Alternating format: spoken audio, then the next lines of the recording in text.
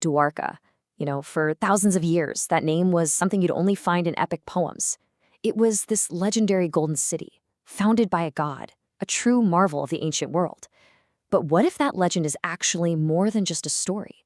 What if, buried deep beneath the waves, there's actual proof? Okay, let's get into it. I mean, just listen to how the ancient texts describe it. A city of almost unbelievable wealth. We're talking 900,000 palaces. Not houses, palaces made of precious metals. Streets so perfectly planned they led straight to a massive, bustling port. Honestly, it sounds more like a kingdom in the heavens than a real place on Earth. And for centuries, that's exactly what everyone thought it was.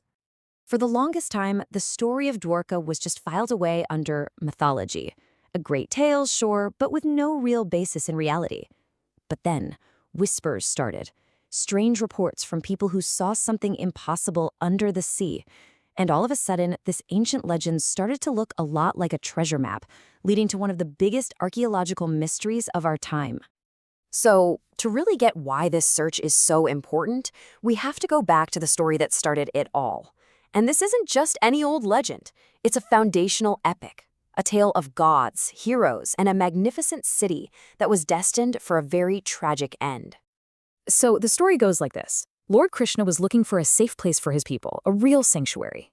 So he asked the sea god himself for a piece of land.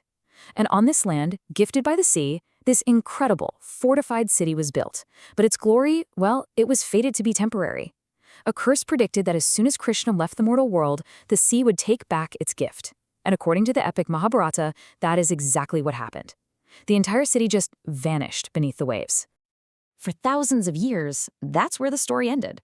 A beautiful, tragic myth. But then, in the 20th century, the first clues started to surface. Hints that maybe the story wasn't over after all. And what's so cool about this is that the first clues didn't come from some university professor or archaeologist. Nope, they came from local fishermen whose nets kept getting snagged on something that just didn't feel natural, and from pilots who on clear days would look down and see these weird geometric shapes on the seafloor. Nature doesn't really build in perfect straight lines. Something man-made had to be down there. These sightings definitely sparked some curiosity, but the first real evidence wasn't going to be found in the ocean.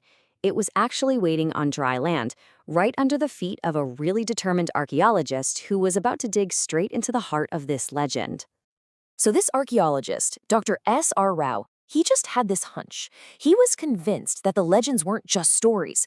They were memories of a real place. So when a modern building right next to the main temple in the town of Dwarka was set to be demolished, he saw his chance. He wasn't just there to clear away rubble, he was about to dig back through time itself. Okay, this is where it gets absolutely incredible. They tear down the modern building, and right underneath it, they find a temple from the 9th century. But they kept digging, and beneath that one, they found an even older temple. And then, below that, the foundations of a third, even more ancient temple. It was like a physical timeline, stacked in stone, proving that this exact spot had been home to a city that was destroyed and rebuilt over and over again. When all was said and done, Dr. Rao's team identified the remains of eight separate settlements, all built right on top of one another. The oldest layer they found dated back to around 1500 BCE, which is about 3,500 years ago. This was huge. It proved without a doubt that a major ancient city had existed right here. But the legend said Dwarka was swallowed by the sea. So the real question was, what lay beyond the shore? With the city on land confirmed, the search finally moved into the sea. And this is where the real challenge began. You have to remember, back in the 1980s, marine archaeology was a totally new thing in India, and a lot of people in the scientific community thought Dr. Rao was basically chasing a ghost. The obstacles were just enormous. There was no government agency for this kind of work, no official funding. And get this, none of the archaeologists were even trained scuba divers. So Dr. Rao had to build a team from scratch, using local divers, and he launched this historic expedition on a shoestring budget. This wasn't some big state-funded mission. It was a search driven by pure raw passion and belief. But despite all those challenges, the team dove into the waters off the coast. And what they started to find was just more incredible than anyone could have possibly imagined. This is the moment where ancient story and modern science completely collide. Okay, just listen to this direct comparison. The legend talks about a fortified citadel in the water. Well, the archaeologists found a massive, 560-meter-long fortified wall on the seafloor. The legend mentions a major port. The divers found dozens of huge stone anchors.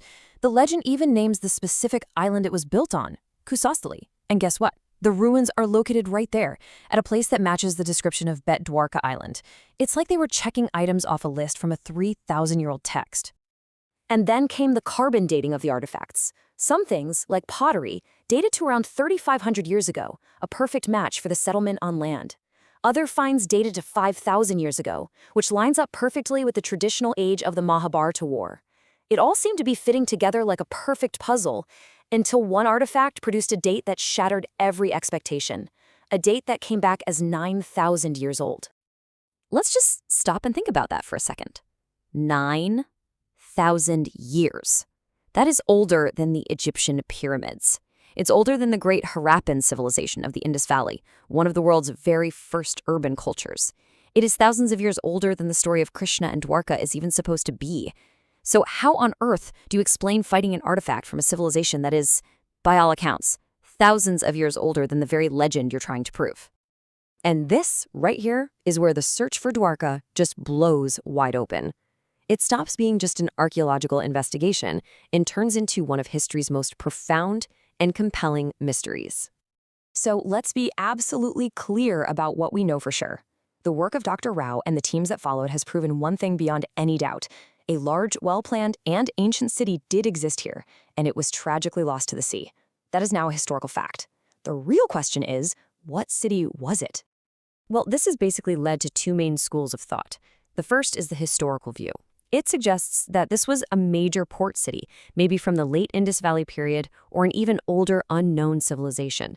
The memory of this real lost city was so powerful that it evolved over centuries into the grand legend of Dwarka.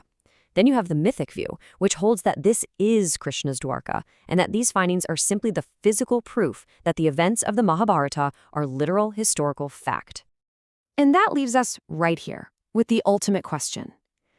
Do these incredible ruins under the sea represent the historical reality behind a myth?